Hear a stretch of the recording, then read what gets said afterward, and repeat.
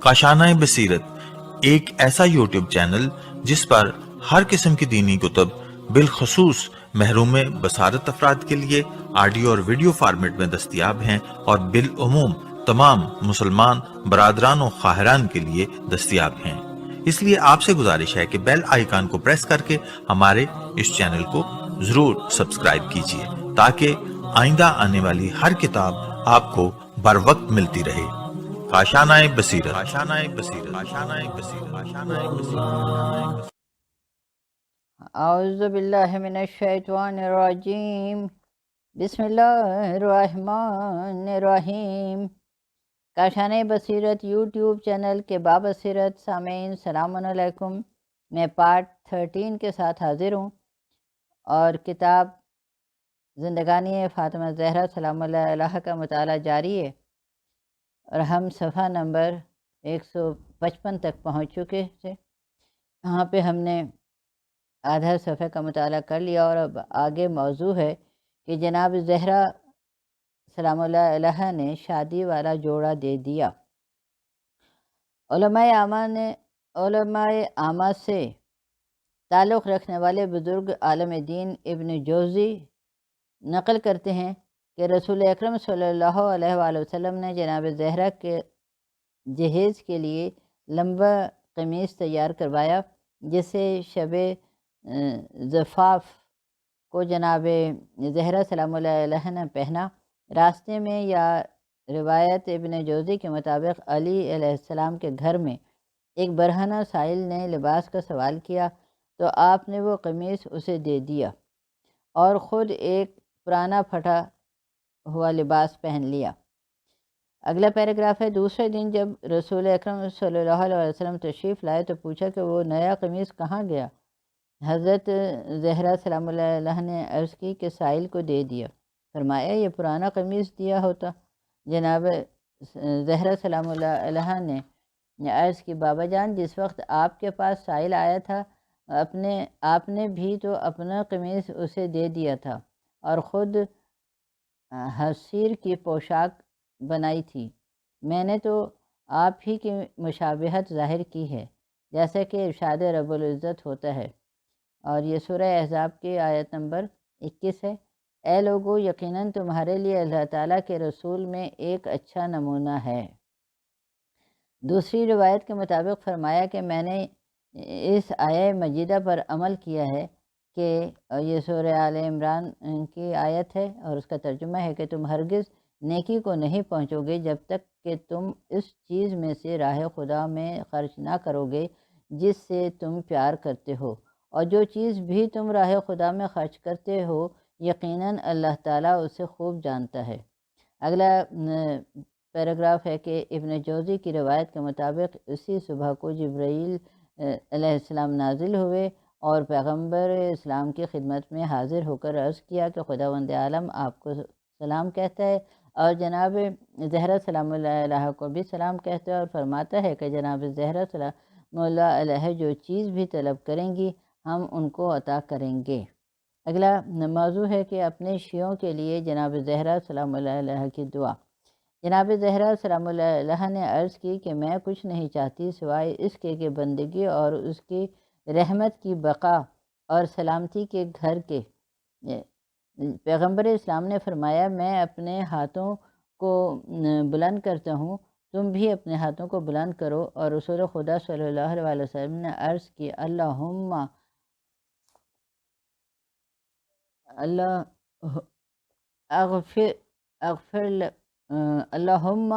اغفر لامتی، خدایا ہماری پیروی کرنے والوں کی مغفرت فرما۔ جناب زہرا سلام اللہ علیہ نے کہا آمین۔ فوراً وحی نازل ہوئی کہ آپ کو بشارت ہو کہ خداوند عالم نے آپ کے اور جناب سیدہ فاطمہ زہرا سلام اللہ علیہ کے عقیدت مندوں اور ان کی ذریت کو بخش دیا ہے۔ اگلا موضوع ہے کہ سجلی در کفن فاطمہ علیہ السلام۔ جناب زہرا سلام اللہ علیہ نے اپنے باپ سے گزارش کی کہ آپ خداوند عالم سے میرے لیے کوئی عطیہ طلب کیجیے کہ اچانک کہ ایک ریشمی قطع نازل ہوا جس پر قلم میں قدرت سے یہ آیہ مجیدہ نقش تھی، اور یہ سورہ انعام کی آیت نمبر 54 ہے کہ اس کا ترجمہ ہے کہ تمہارے پروردگار نے اپنی ذات پر رحمت واجب کر لی ہے۔ اگلا پیراگراف ہے کہ رسول خدا نے فرمایا کہ اسے اپنے کفن کے ساتھ رکھو۔ ابن جوزی کہتے ہیں کہ جناب زہرا کی تمام وصیتوں میں سے حضرت علی علیہ السلام کے لیے ایک وصیت یہ بھی تھی کہ اس قطعہ حریر کو میرے کفن کے ساتھ رکھنا، تاکہ جب روز محشر جہنم کی آگ اپنا منہ کھولے تو میں خالق کی بارگاہ میں اس کو پیش کر کے اپنے عقیدت مندوں کو شعلہ نار سے نجات دلا سکوں۔ کتاب ریاحین شریعہ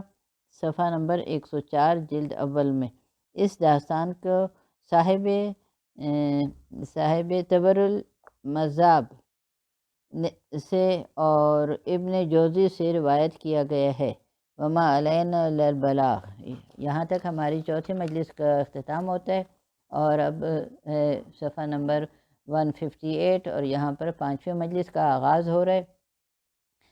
بسم اللہ الرحمن الرحیم، اور تاریخ دی گئی ہے بتاریخ شب یکشنبہ 17 جمادی الاول، اور اسی طرح یہاں پر تحریر ہے نیچے کہ 34 اور پھر ڈیش کر کے 10، پھر 10 اور پھر 75، اور موضوع ہے کہ عورت پر مرد کی برتری۔ رسول اکرم صلی اللہ علیہ وسلم کا فرمان ہے اور اس کا یہ ترجمہ کہ فرمایا رسول اللہ نے کہ مردوں میں سے بہت سے مرد درجہ کمال تک پہنچے ہیں اور عورتوں میں سے کوئی درجہ کمال تک نہیں پہنچی سوائے ان 4 عورتوں کے، پہلی آسیہ بنت مزاحم، دوسری مریم بنت عمران، تیسری خدیجہ بنت خویلد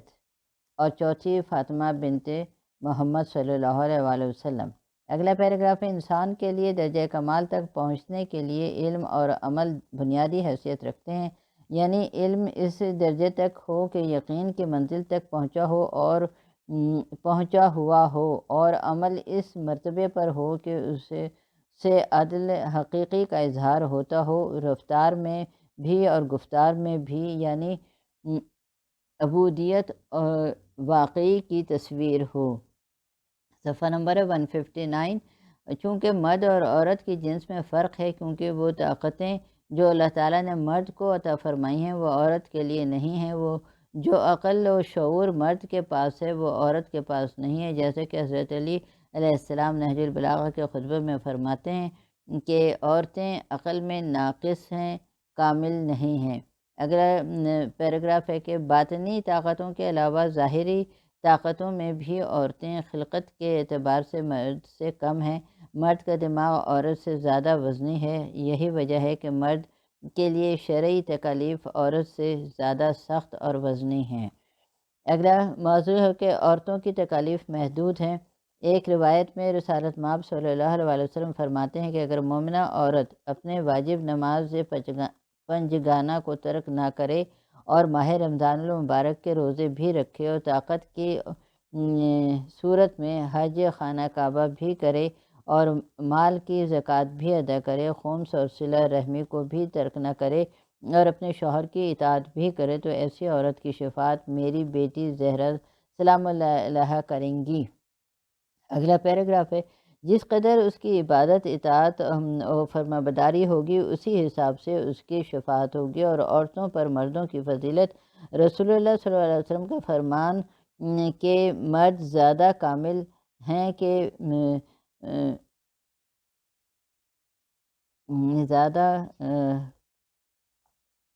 زیادہ کامل ہیں کی وجہ یہ ہے کہ خداوند عالم نے قرآن مجید میں ان کی اس طرح تعریف کی ہے کہ سورہ نور کی آیت نمبر 37 ہے کہ وہ ایسے مرد ہیں کہ انہیں خدا کی یاد سے اور نماز کے قیام اور زکوٰۃ کی ادائیگی سے نہ تو تجارت ہی غافل کرتی ہے اور نہ ہی کوئی خرید و فروخت، وہ اس دن سے ڈرتے ہیں جس دن دل اور آنکھیں الٹ جائیں گی۔ اور اگلا پیراگراف اور آخری لائنیں ہیں اس کی یہ کہ یہ تو مرد حضرات کی حقیقت ہے، لیکن عورت کی جنس سے سوائے مذکورہ 4 عورتوں کی اور کوئی عورت درجہ کمال تک نہیں پہنچی۔ تو صفحہ نمبر ہے یہ 160، اور اگلا موضوع ہے کہ 4 کامل عورتیں بروایت عامہ۔ تفسیر در منشور میں اس آیہ مجیدہ سورہ آل عمران کی 32 نمبر آیت ہے کہ اس کا ترجمہ کے تحت لکھا ہے کہ احمد اور ترمذی اور حاکم نے انس سے روایت کیا ہے کہ رسول خدا صلی اللہ علیہ وسلم نے فرمایا، جہان کی شریف ترین عورتیں کل 4 ہیں، ایک مریم دختر عمران اور دوسری خدیجہ دختر خویلد اور تیسری فاطمہ دختر محمد صلی اللہ علیہ وسلم اور چوتھی آسیہ فرعون کی بیوی۔ اور اگلا پیراگراف ہے کہ اور حاکم نے ابن عباس سے نقل کیا ہے کہ رسول اللہ صلی اللہ علیہ وسلم نے فرمایا کہ خداوند عالم نے دونوں جہانوں میں ان 4 عورتوں کو فضیلت عطا فرمائی ہے، خدیجہ، مریم، فاطمہ اور آسیہ۔ اور صفحہ نمبر ہے 161، اور یہاں تحریر ہے کہ اور حسن سے روایت ہے کہ رسالت مآب صلی اللہ علیہ وآلہ وسلم نے فرمایا کہ خداوند عالم نے دونوں جہانوں میں 4 عورتوں کو پسند فرمایا ہے، آسیہ، مریم، خدیجہ اور فاطمہ سلام اللہ علیہ۔ اور اگلے لائنیں ہیں کہ اور ابن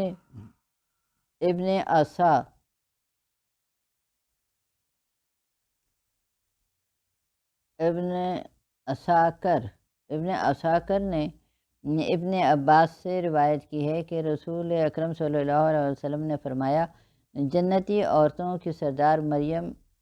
علیہ السلام ہیں، اور ان کے بعد فاطمہ علیہ السلام ہیں، اور ان کے بعد خدیجہ علیہ السلام ہیں، اور ان کے بعد آسیہ ہیں۔ اگلا لائنیں ہیں اور یہ بھی روایت کی ہے کہ رسول خدا صلی اللہ علیہ وآلہ وسلم نے فرمایا، زنان عالم 4 عورتیں ہیں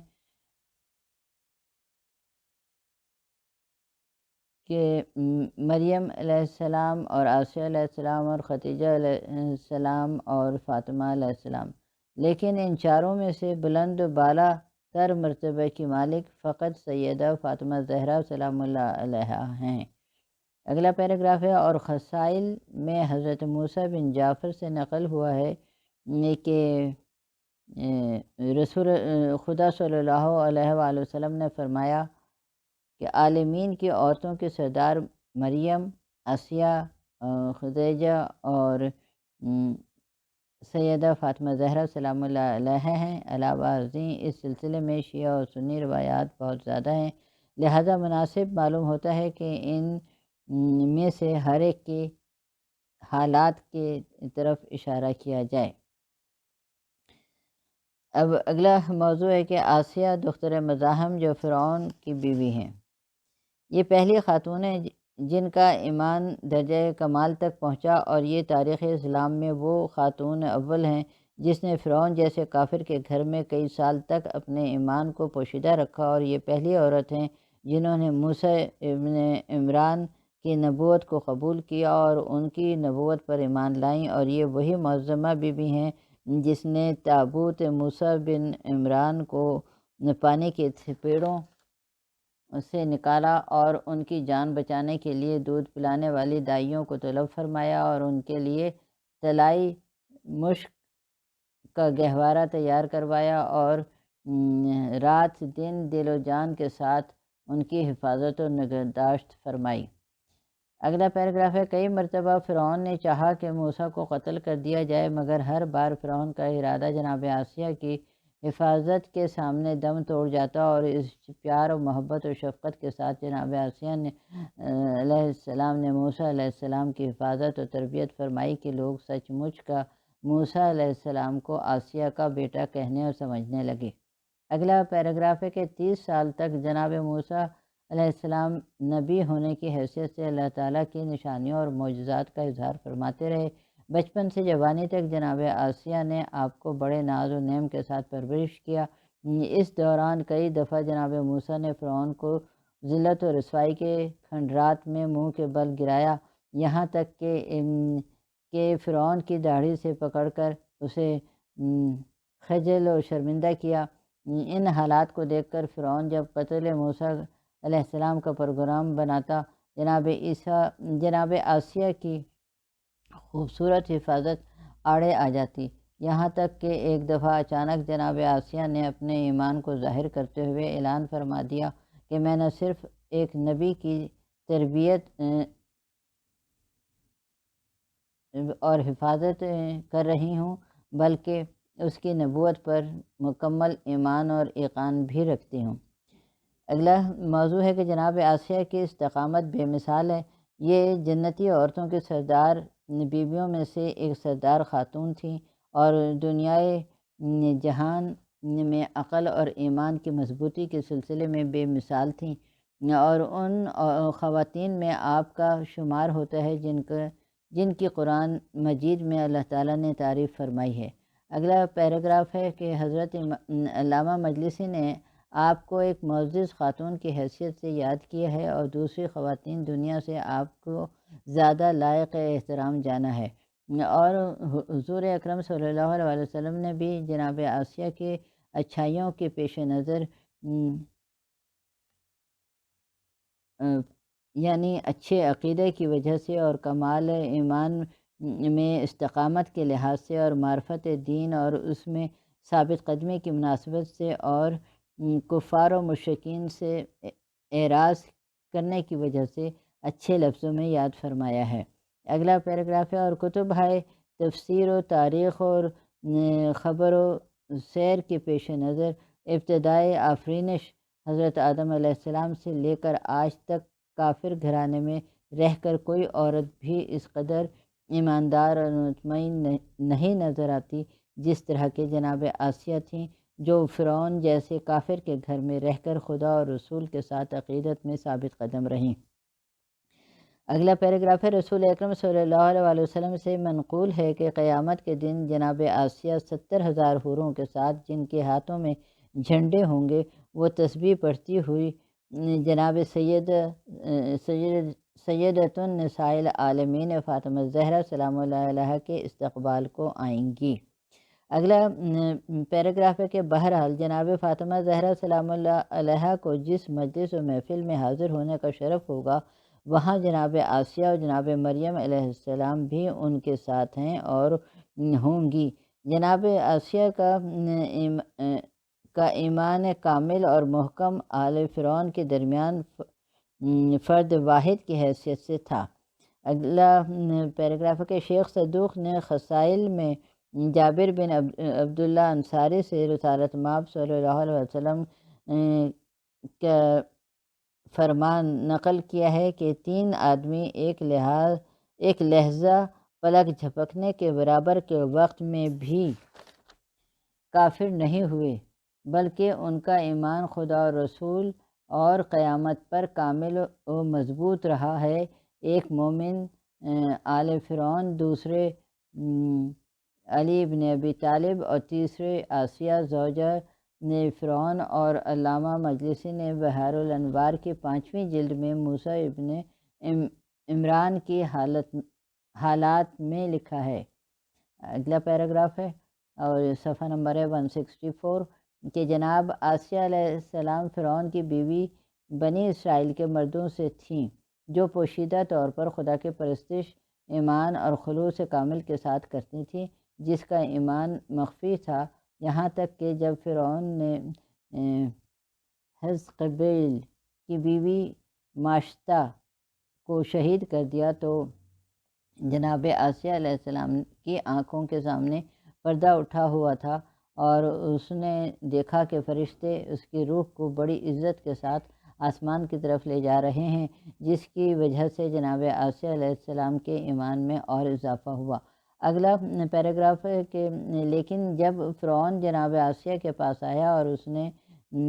حزقیل کی بیوی ماشطہ کے قتل کی خبر دی تو جناب آسیہ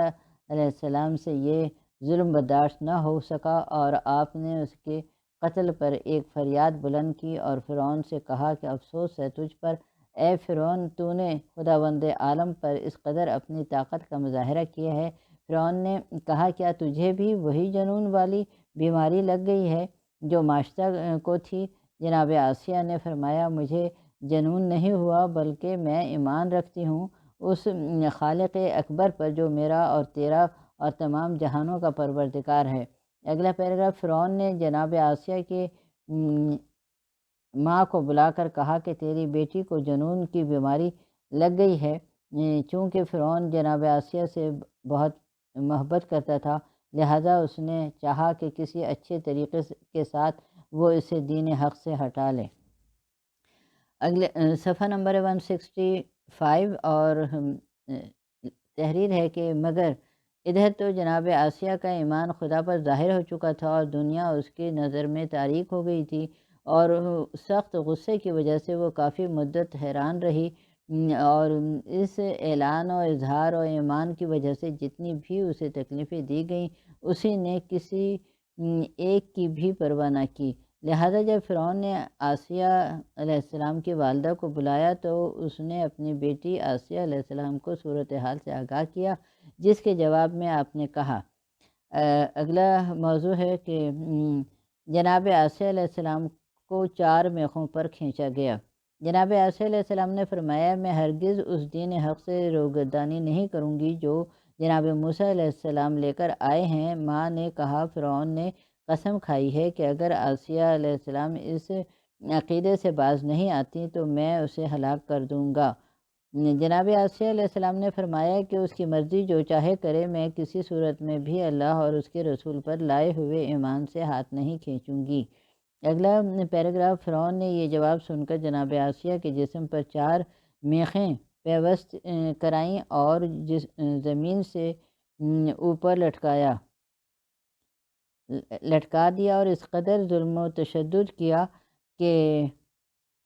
آپ کی روح پرواز کر گئی۔ اسی وجہ سے قرآن میں خداوند عالم نے فرعون کو ذل اوتاد میخوں والا صاحب کہا ہے۔ تو یہاں پر یہ اگلا موضوع پھر صفحہ نمبر ہے 166 اور موضوع ہے کہ زندہ کھال کو اتارا گیا۔ بعض تاریخوں کی روایات کے مطابق فرعون نے قصابوں کو طلب کیا اور ان کے حکم دیا کہ آسیہ کی آنکھوں کے برابر والی کھال کو چھریوں کے ساتھ بدن سے جدا کرو اور پھر اس کا سر تن سے جدا کرو، اور جب بے غیرت و بے حیا قصابوں نے یہ سخت سزا دینی شروع کی تو اس وقت عالم بالا کی تمام مخلوق چیخ اٹھی اور انہوں نے آسیہ کی مظلومیت پر گریہ کرتے ہوئے بارگاہ الہی میں عرض کی کہ جناب آسیہ کو اس عذاب سے نجات دلائی جائے۔ تو فوراً خداوند عالم کی طرف سے آواز آئی کہ یہ آسیہ علیہ السلام میری کنیز ہے اور اپنے آقا کی زیارت کے مشتاق ہے، تم خود دیکھو کہ وہ اس حالت احتضار میں کیا رہی ہے۔ جب سب نے رونا چھوڑ کر اس کی بات سنی تو وہ کہہ رہی تھیں، یہ سورہ التحریم کی آیت ہے، آیت نمبر 11، اے میرے پروردگار، میرے لیے اپنے ہاں جنت میں ایک گھر بنا اور مجھے فرعون اور اس کے